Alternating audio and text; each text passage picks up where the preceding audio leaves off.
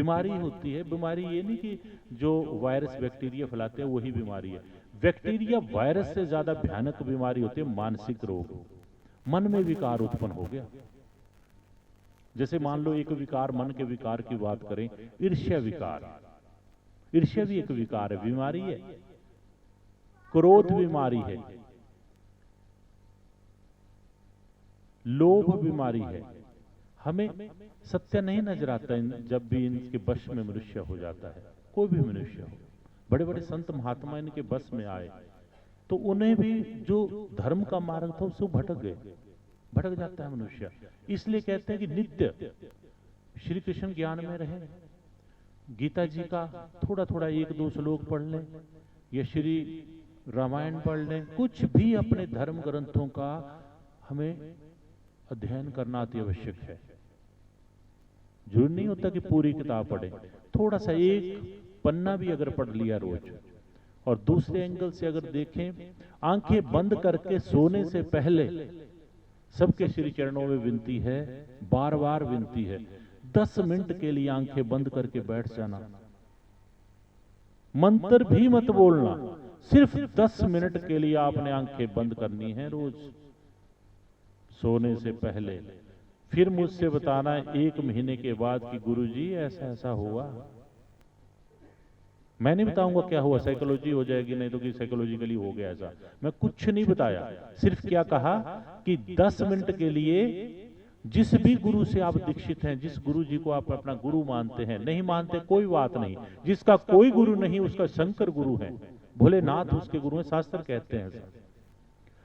उनको अपना ध्यान में रखते हुए बस आंखें बंद करके ऐसे बैठे और दोनों आंखों के मध्य यहां पे जो आपके गुरुदेव ने आपको मंत्र दिया उस मंत्र को बोलेंगे, या जय माता दी, जय भोलेनाथ, ओम नमः शिवाय, जो मर्जी, राम राम कृष्णा कृष्णा, अल्लाह अकबर, बाहे गुरु, जो मर्जी कहें, जिस धर्म से आप हैं उसका नाम लें।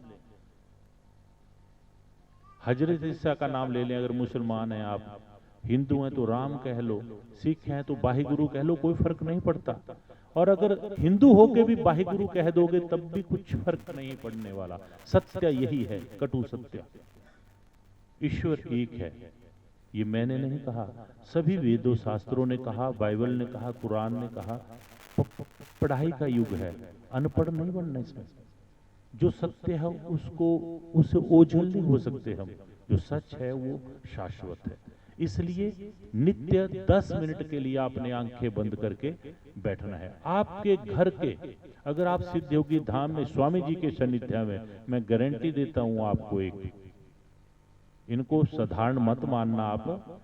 ऐसे कथावाचक दुनिया में बड़े बड़े कथावाचक हो सकते हैं, स्वामी जी से 1000 गुना मेगापिक्सल के हो सकते हैं, बड़े अच्छे भजनकार हो सकते हैं, लेकिन स्वामी जी को जितना मैं जानता हूं, समझता हूं, ठीक है इस रिश्ते में वो मेरे भाई हैं, लेकिन सही अर्थों में वो भाई नहीं है। ये रहस्य की बातें हैं। जब साध संगत का संग मिलता है तो संसार में लीलाओं को क्रियान्वित करने के लिए परमात्मा स्वतः ही रचना रचते हैं। तो उस रचना का एक हिस्सा है स्वामी जी। ये एक कोई तपस्वी, योग वाले तपस्वी हैं जिनके अंदर कई शक्तियों का समावेश है। जब आप चेक करने लगेंगे तो आप पाएंगे उन शक्तियों को, ऑब्जर्व करेंगे आप तो आपको निश्चित मिलेगी।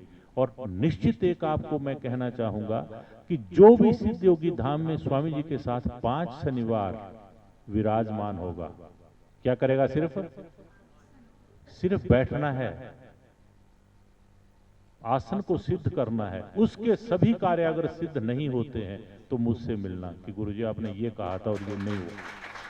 करना कुछ नहीं है। अरे ये सत्संग है, सच्चा संग, बनावटी नहीं है। यहाँ हकीकत है, तप है। यहाँ इस धरती में आप अगर सांस भी ले लोगे तो अगर आपके अंदर की नेगेटिव एनर्जी कट ना हो जाए तो मेरे से बात करना।